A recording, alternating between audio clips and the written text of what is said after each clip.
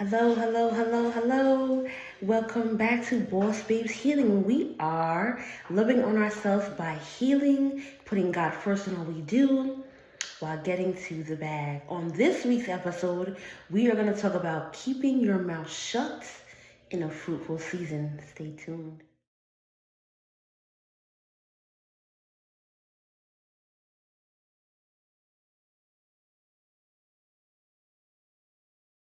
Welcome back. Thank you for being back with me one more time. I appreciate you. I thank you for joining me again. As always, we jump right in. I don't believe in wasting anyone's time. I really respect your time. And so, jumping right in on this week's episode, we are talking about keeping your mouth shut while in a fruitful season. My God, how hard is that? You're winning, sales are coming in, you're doing big things, you're in a season you've never seen before, you're on your face, you're praising God, it's just beautiful and glorious. The sun is shining all the time. It's just a really, really beautiful season for you. But God is saying there's certain people you can't share that with. How does that look? How does that feel? Um, is that hard? Is that difficult? Is that easy?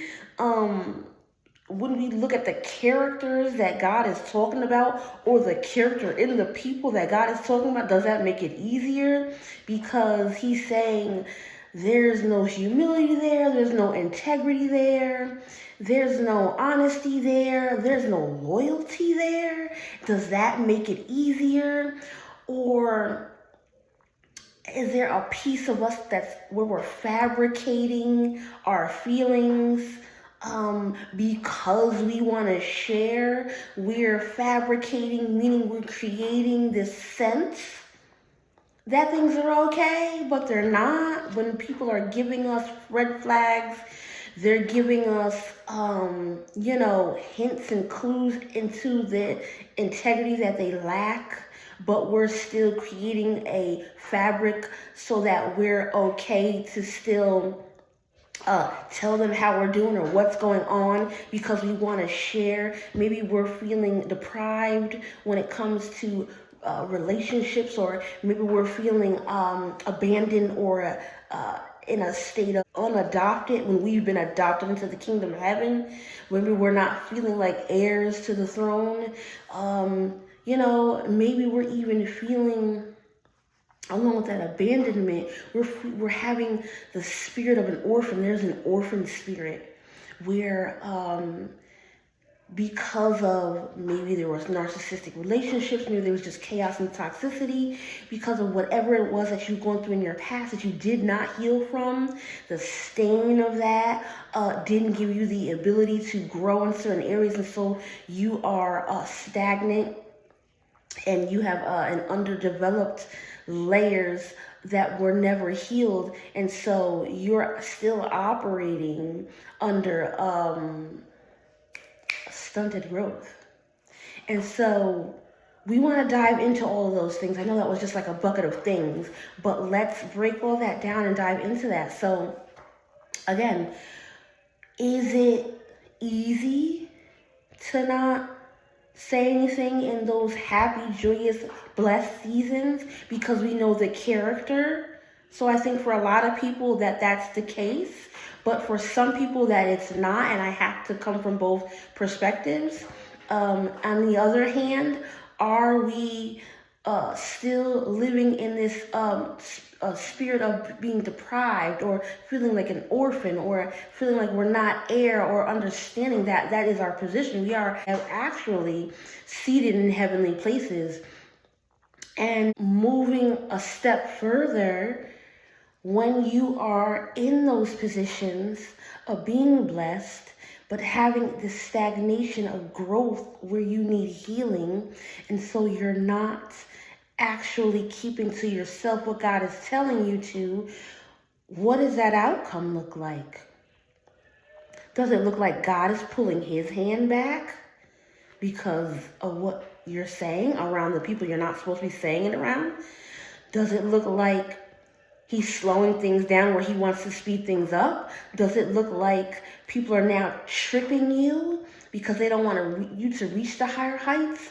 Does it look like people are now saying, I like you on this level and I need to do whatever it takes to keep you here because I see you doing this and I don't like it? What does that feel like? What does that look like in your actual life? Take a minute to think about that. Take a minute, to think about your circle, how people are acting in this winning season.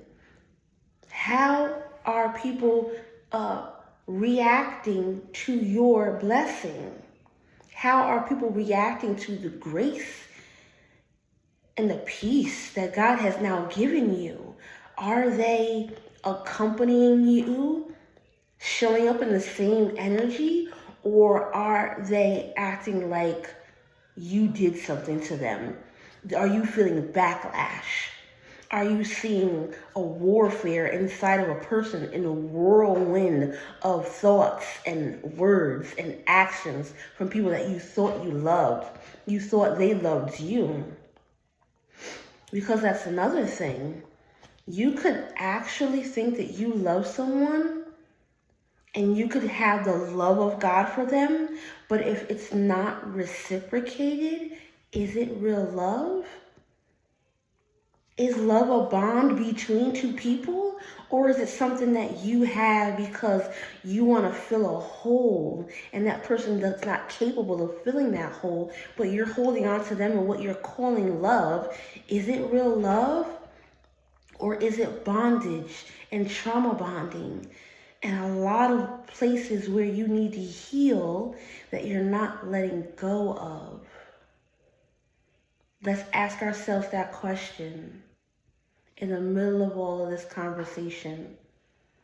What are we holding on to that we need to let go inside? There are a lot of scriptures I could going to give you. Because we're based in the Bible, in this podcast. But in this moment, deep inside of you, as a person, as a man or woman of God, as a human being, how are you feeling? And based upon that feeling, what is your reaction because of that feeling? And how is that playing out in this season for you? Where you're winning, where you're feeling so alive, where you're feeling so renewed and regenerated and redeemed and recompensed. How is that translating for you? Where you're winning, but there are these deep pockets that have never been filled with healing. You're winning. You feel like you're running. You feel like you're on a runway. You feel like you're in a car going top speed. Things are just coming at you left and right, and they're all blessings. But when you go home, the messages don't come in the same. When you go out and hang out to the mall with those friends, they don't act the same because you don't shop at the same stores anymore that you used to. Or when you go to those family functions, auntie and grandma and cousin that was so cool got an attitude and a chip on their shoulder now. How are we living in those spaces healed? So that when we win, what does the underlining look like for? At the end of the day, everyone has at the end of the day, right? At the end of the day, how do you feel?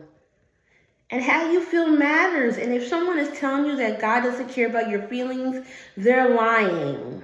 He does. Okay? You're the apple of his eye. You are his beloved. He cares about you in every aspect. There might be seasons where your feelings are not called for, where you have to put on your big girl drawers and do what you got to do and put them feelings on the shelf and come back for them when that season is over. But God still cares about your feelings. He still loves you. They just don't, they're not required right now, or they're not required in that season.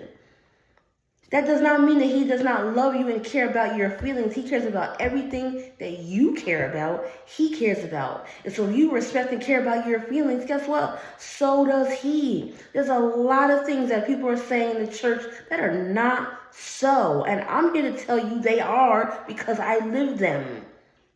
Because I hear from him. And so please, if you don't do anything else, know that God loves all of you in every way. You matter to him, and you matter here. And we don't have that kind of talk. Oh, God doesn't care about your feelings, or, you're being selfish, or that's demonic, or that's witchcraft. Because you love yourself? No, boo-boo, it's not. Part of witchcraft is manipulation. So if someone is trying to tell you what God doesn't do, and they want to manipulate your mind into believing it, that's emotional witchcraft. And it is a thing. Be careful. Be very careful of what you're listening to and who you're listening to in this season. And that goes absolutely in accordance with what I'm saying.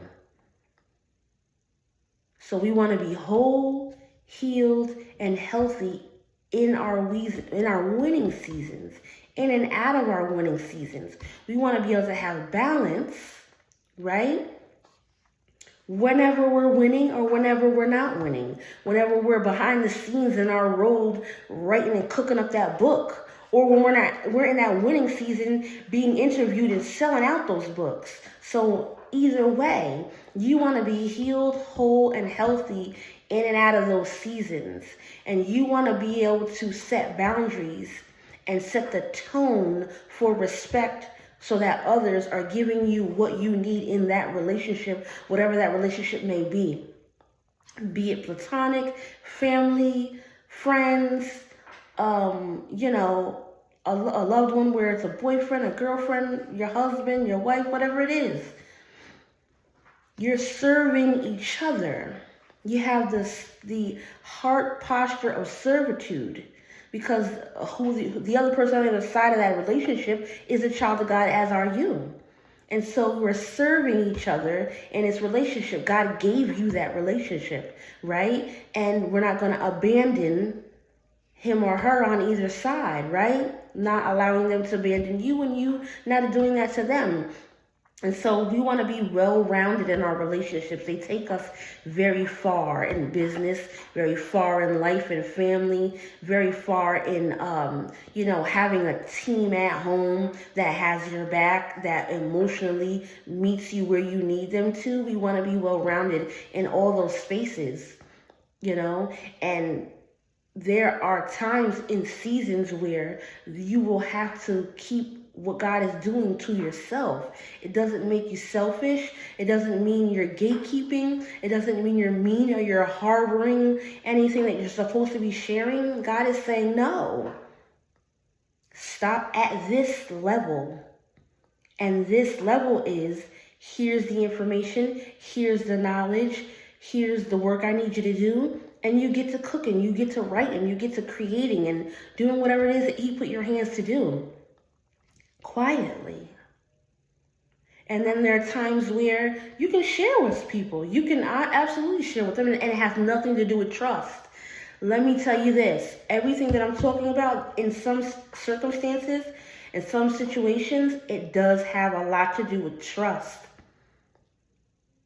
For you and the person that God doesn't want you to tell, because they're going to try to trip you up and get in your way, and they're really low-key jealous of you, but they're smiling in your face because they want to keep you at a certain level, and they got to keep you close enough to do that. But there are some times where you can trust the people around you. But God is just saying it's not time to release that. And we have to do things and deal with things in his Kairos time, right? And so there's two sides to that. There's a side where God is saying, be careful of who you're sharing it with. And there's a side where God is saying, have the timing of an Issachar. An Issachar tribe had a timing of when to go to war, when to fight, when to move, when to leave, when to pull back. There are some situations where you give too much of yourself.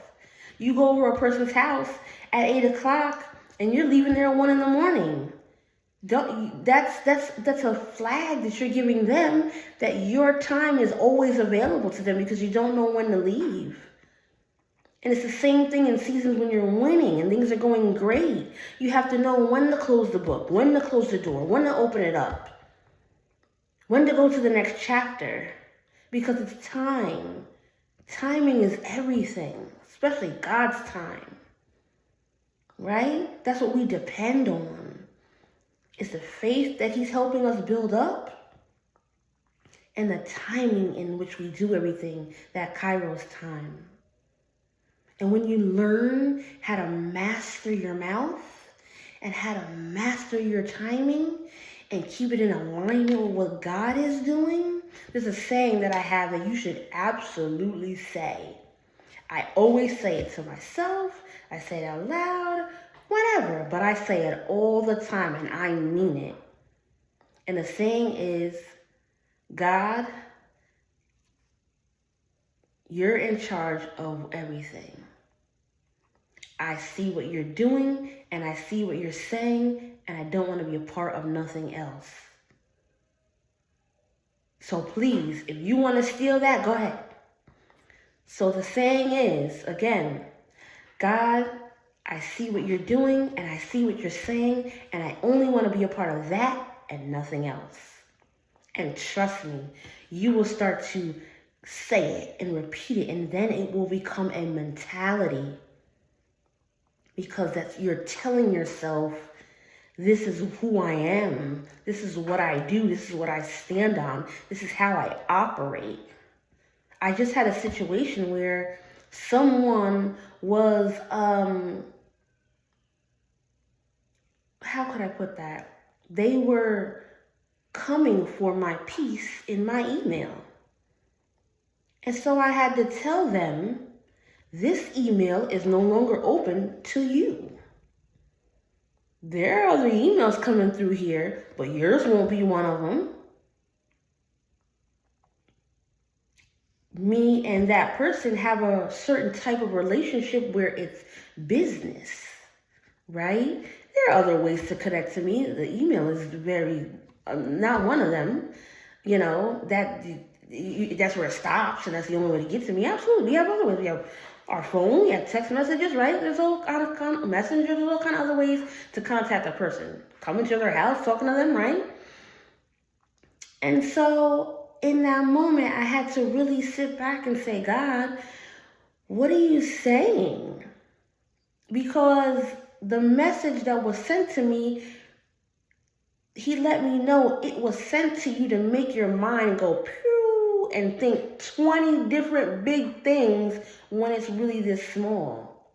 So the person was intentionally sending me a message that was worded a certain way to make me think that it was really on 10 and it was this and it was big and it was boom and it was pow and it was fireworks when it was really, small. It was really a rice-sized situation, a pea-sized situation. It was really a mustard seed of a situation. And then I had to backtrack. He also showed me to backtrack that this person always does this. The emails are in all caps.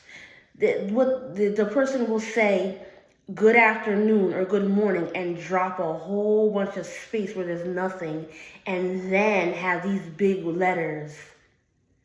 If anyone's emailing you like that, let me tell you, they're playing with your emotions. They're playing with your emotions. It's a how are you doing and then a drop. Whoo, in your emotions and how you feel. And then you see these big letters and you're like, oh my gosh, they're really, I'm telling you. And so I had to go back and see all the emails were like that. And it was like, baby girl, I know you know how to type, okay? You wouldn't be in the position you are if you didn't know how to. Why is there, there must be at least 3 paragraphs of space between her saying good morning or good afternoon or whatever or hello. There's a whole bunch of space and then she starts. So you gotta scroll and you're like, well, what is she saying? Well, what is this email about? Your mind is already racing because you're seeing a bunch of nothing and where's this gonna go? Oh my gosh. And it's like this play on your emotions. And then when you get to the message, it's in all caps or mostly caps. And it's really to attack your peace. And so I want you to be aware of these things. I want you to look out for them. And I want to let you know how I'm dealing with certain things even in the moment. And so that you can pick up the same tools, And so in the moment, I'm realizing why the email was sent, what it really means, what the motive behind it was. And to know that I can just take a deep breath and realize that I can actually put it in my Father's hands and realize that it's not that big of a situation. Not to put my energy into it because that is what the person really wants you to do. They want to pull on your emotion. They want you to be overly emotional about a situation that's really this big. And they want you to put all this energy and emotion and feeling. And they want you to feed and fuel a fire that doesn't even exist so that you're the one who created the fire. And so in this season, we're not falling for those tricks. No, we're not. We're not going to those places. We're keeping our peace. We're condoning ourselves with peace. And we're carrying out the plans of God while we are at a place of peace and rested. And anything that comes for that needs to be compartmentalized where it needs to be. And if that's to keep you in a text message or a phone call, that I get to say, no, I don't want to answer that, or yeah, I'll answer that, or you can leave me a voicemail and I'll get back to you professionally when I need to, then yeah, that's where you get put, darling. But you don't get to have an open access to me and my emotions and my feelings through my email when I'm looking at my email for responses from businesses. I'm looking at my email for people who are going to interview with me and I'm going to interview with them. I'm looking in my email and I'm praying before I get in it. I'm praying over it and I'm praying on the outside of it, all around it. Because I want my emails covered, drenched, you hear me? Like a sponge soaked in the blood of Jesus so that blessings come in my emails. That's how I pray about my emails. Blessings come in my emails. People who are blessed email me. People who come into my email and leave me messages get blessed before they leave. Because my response will bless them. So they get blessed going out. The only ones who bring messages in are people who are blessed. So if you don't fit in that category, then you don't fit in this box, boo-boo. And that's okay. That's all right. You fit in a different box, and that's where we're going to put you. And so let's pack this all together. Knowing when to be quiet in a season where you're winning will help you to show you where you're not healed, what you need to do to get there, what you need to put at God's feet, right? Where you need to wait, how you need to master your timing, how you need to master your mouth. And it will also show you who's for you and who's not. What an amazing time where you're winning and the sun is shining and everything that coming at you left and right is a blessing. It's a beautiful time to enjoy. It's a time of celebration. It's a time when you get to slow down and really say, wow, I put the work in. Wow, God is really good. Yeah. Don't let anyone ruin that. You deserve it. God told you what to do and you did it because he could trust you. There are a lot of people who are consciously making the wrong decision. Consciously. With every fiber of their being, they wake up in the morning with a plan against other people. They really work all week, and when they get paid, they really take that check and they really go to see a soothsayer about you. They consciously take their money to do the wrong thing with. I'm not talking about drugs. I'm not talking about addictions. I'm not talking about sin. I'm talking about the plan that people have against other people. Consciously, consistently. Like the way we have dinner and take a shower, that's the way they put their money toward the wrong thing, their mouth on the wrong thing, their hands on fire. On purpose. So, if those kind of people exist, and they very much do, whatever God is putting your hands to, if this is a season where he's telling you not to say anything, my friend, don't. But I do thank you for stopping by. I thank you for listening. I love you. I will catch you on the next episode. Maybe we'll be interviewing with each other. Maybe you'll just be listening in. Whatever way it is, I'm here for you. I love you. Once again, I am Arlisa Brown. I am a coach. I'm a life coach and a business coach. I'm also a mentor, spiritual mentor. I am a prophetic business coach. And so I hear from God when concerning your life and your business. It's not just my ideas or what I've gone through. That's a plus too. I don't just have a background in business administration. I hear from the Lord concerning what is on his heart for you. And so if you're in that season where you need to hear from God and maybe your ears aren't exactly where they need to be spiritually, please contact me.